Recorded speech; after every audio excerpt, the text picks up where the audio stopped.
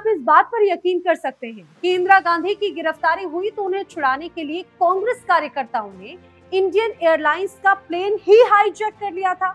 नहीं ना, लेकिन ये किस्सा बिल्कुल सच है।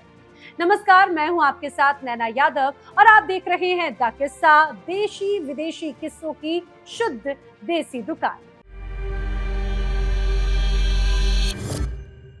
किसी नेता के लिए समर्थक द्वारा अपनी जान की बाजी लगाने की खबरें तो आपने खूब सुनी होंगी, लेकिन किसी समर्थक ने प्लेन हाईजैक कर लिया हो, ये सुनने में थोड़ा सा अटपटा जरूर लगता है।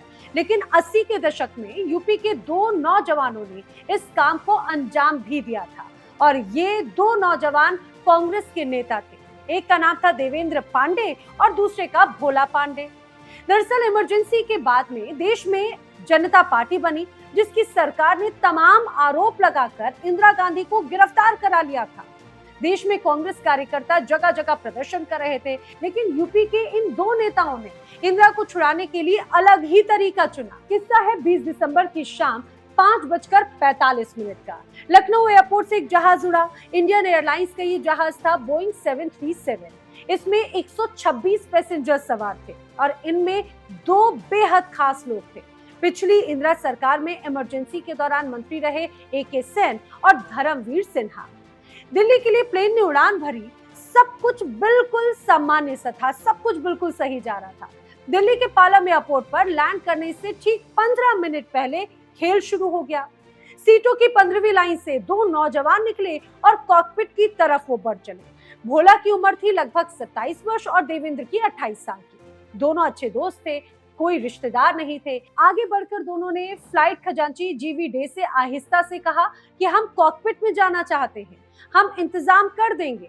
डे ने कहा कि रुको, 1 मिनट जरा ठहरो, आपकी रिक्वेस्ट हम कैप्टन MN बट्टीवाला तक पहुंचा देते हैं। डे साहब आगे बढ़े, कॉकपिट की तरफ जाने लगे।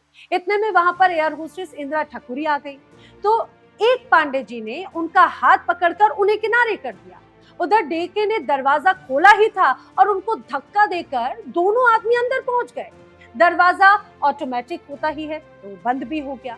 अब तक यात्रियों और कैबिन क्रू को ये पता था कि कुछ तो जरूर हुआ है, लेकिन कुछ समझ ही नहीं आया कि आखिर हो क्या रहा है।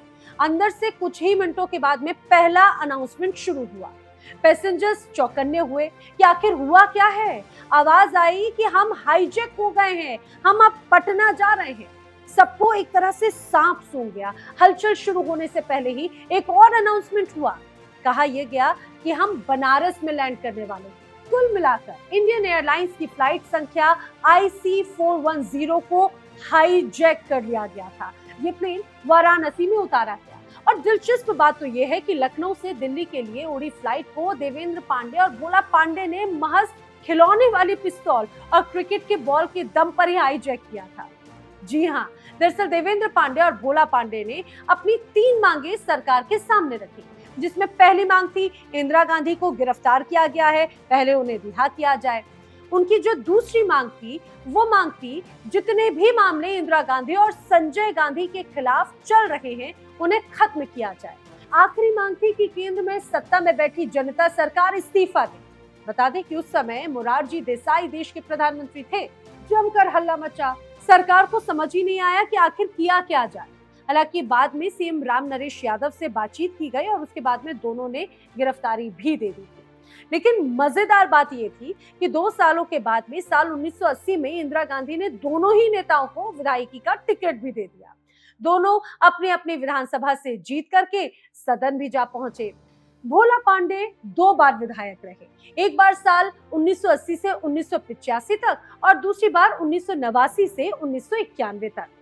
बलिया के रहने वाले भोला पांडे इंडियन यूथ कांग्रेस के जनरल सेक्रेटरी भी रहे हैं। वहीं 1991 से 2014 तक वो सांसद का चुनाव भी लड़े, लेकिन जीते नहीं।